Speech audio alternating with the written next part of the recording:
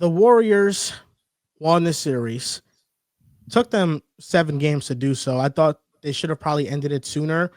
They came out in game 5 and they really didn't care. They They laid an let egg. the Rockets blow them out, and they were Yeah. like, "We're just gonna chalk this game up. We'll get ready for game 6," and they ended up losing that game. So they put themselves in a bad position.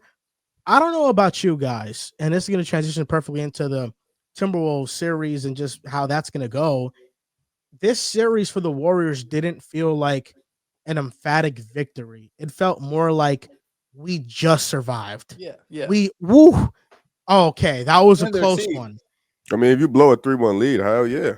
And the players on it, like Buddy Hield shooting 9 threes. It's great that he did that.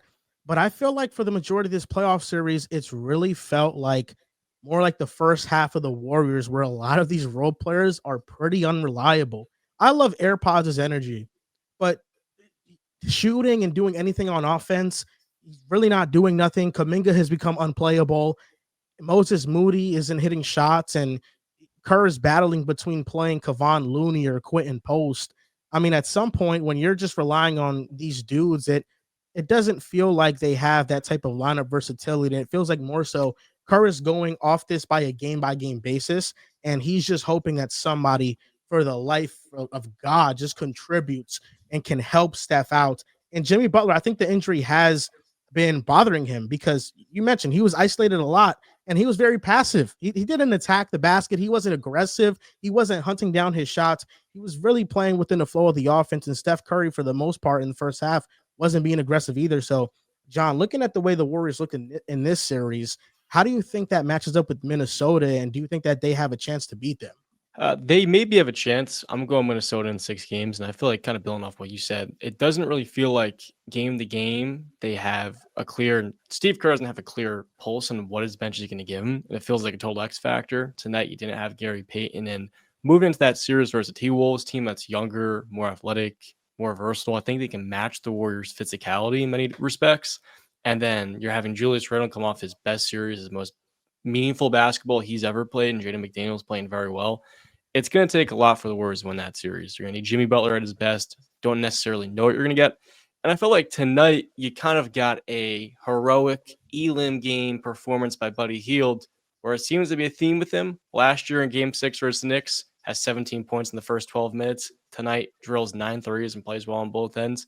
You can't necessarily count on him or AirPods to give you that consistent secondary creation, which they're going to need versus this T-Wolves team, I believe. I had the Lakers beating them in 7 games. It turned out to be a poor prediction because this Wolves team, they're going to be rested. They're going to be physical. And I feel like Ant-Man will be the best player in that series in respects to Steph, who will have some great games himself. So I just feel like Minnesota's got so many different options in the perimeter. And then Rudy Gobert, too. I think he's been a little bit disrespected, and he's showing this first round series how impactful he can be. Damn, Riv.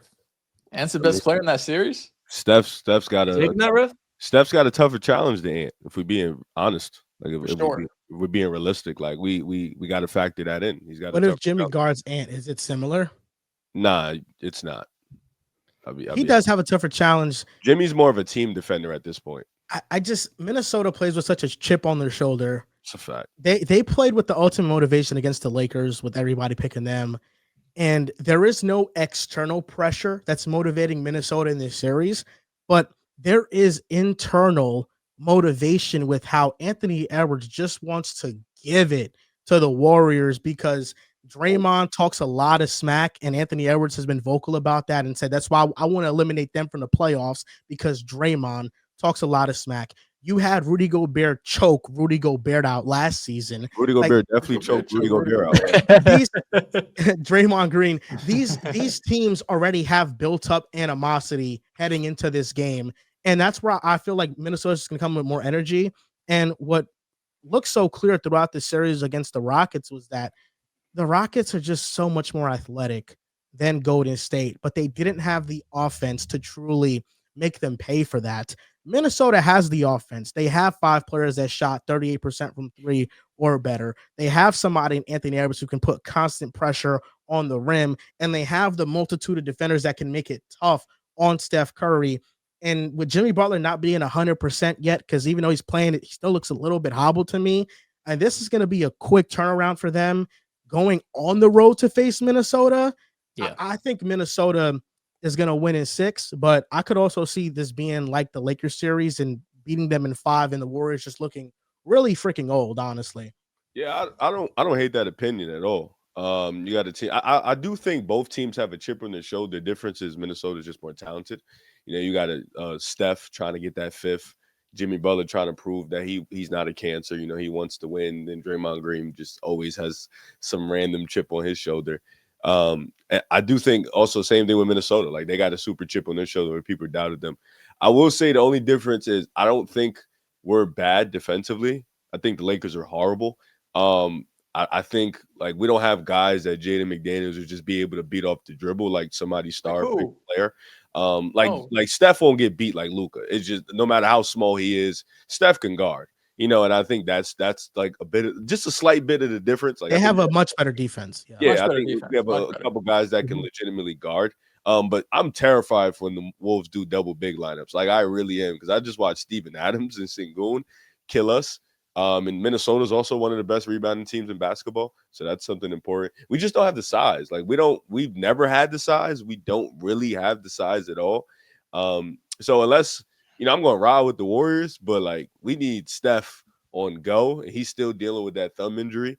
Like you mentioned, Jimmy's a little bit hobbled, and like you don't know who's gonna play good. Like it could be Pods one night, could be Quinn Post one night, but Quinn Post he struggles against physical big, so you can't really play him out there too much with Draymond. Offensively, if he got it going, yeah, but if he's not hitting threes, you kind of got to plug him out. Kevon Looney, he can rebound the shit out of the ball, but offensively, he doesn't really provide you anything. And then Kaminga, yeah.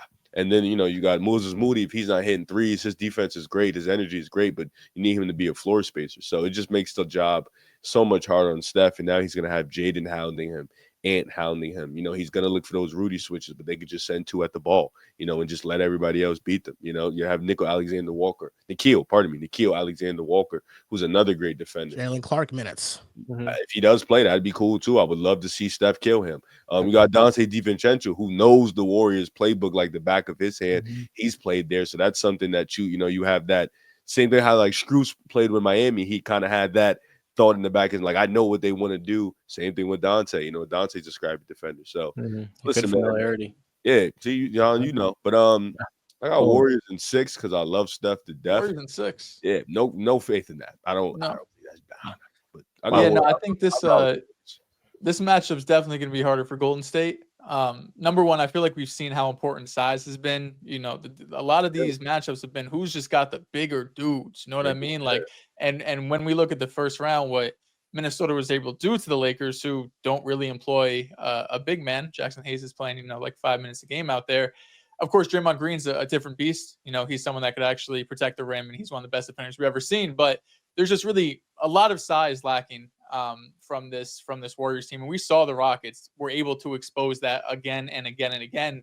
It's just their offense was so bad that they weren't really able to make up for it. But you assume that Minnesota's offense is going to be looking a lot smoother than what we've seen from Houston. And I wonder, Golden State went to zone a ton in this matchup against Houston. I wonder how much we see that going up against just a better Timberwolves team that, have better decision makers, better playmakers, better shooters, or if they're going to be forced to guard one-on-one more. So I do think those are two of the biggest factors, just the size and the different defensive looks that they were able to throw at Houston that maybe they can't throw at Minnesota. So I think Minnesota wins the series 5-6 games. I think Golden State just got by the skin of their teeth because it's kind of who they are. They're like a second round team, but not a team that's like a serious contender right now. I'm looking at Minnesota like they're a serious contender, and I think they should take care of business. Yeah, and not only do they have bigs, but they have skilled bigs with Randall, with Naz Reid, and Gobert. Skilled offensively, not his repertoire, but we know what he brings defensively. Naz Reid and Randall are their skilled bigs. They can put the ball on the floor, they can pass, they can shoot, they can do a lot of things. If this was last year, a zone defense against Anthony Edwards would worry me a little bit. But I thought Edwards took such a major leap in the first round against the zone that the Lakers had against them that I feel like the growth that he's had really in a year, half a year from the playmaker that he's been post All-Star break has been notable. And I think that's why I don't think it'll deter the Warriors, the Timberwolves offense like it would have maybe last year. And I do think that they have somebody else that can put the ball on the floor and create for others. Cat is a very stationary offensive player. He's either catching and shooting or he's posted up on the block. He's not going to really dribble. I think last year, every time he dribbled to the basket, every drive, he had like a 11% turnover percentage, which was the most in the NBA. With Randall, those are more 3-point opportunities, catch shoot opportunities. So I think the Wolves should win this one. They just feel like the much better team. And really, their performance against the Lakers, what you said is correct. That really catapulted them in terms of the public perception from you're actually a real contender now. Like, I think you said it, Riv, earlier in the season that they are the best matchup for OKC. And they might end up facing OKC There at you go. WCF. And I think that is a really good matchup. Yeah, the only thing I would say is the zone. I think I love Draymond and Jimmy back there in the zone because they're like two smart ass defenders. Lakers didn't have that. They really suck, dude. But yeah, like Jimmy and Dre in the zone, I think that really helps us because Jimmy's a smart ass defender, Dre's a smart ass defender. So I'm with you, Does. I would love to see the zone a lot more just because we don't have stoppers for it. We just have a lot of good team defenders and stuff like that. So excited to see how it goes. Yeah, man. Yeah. Doesn't sound like you're very confident. Nah, but I'm Steph just happy averages to see it. 38. Warriors win Optimistic. Hopeful. That was if I get that, I'm so here. Oh my That's what you need. fucking moon.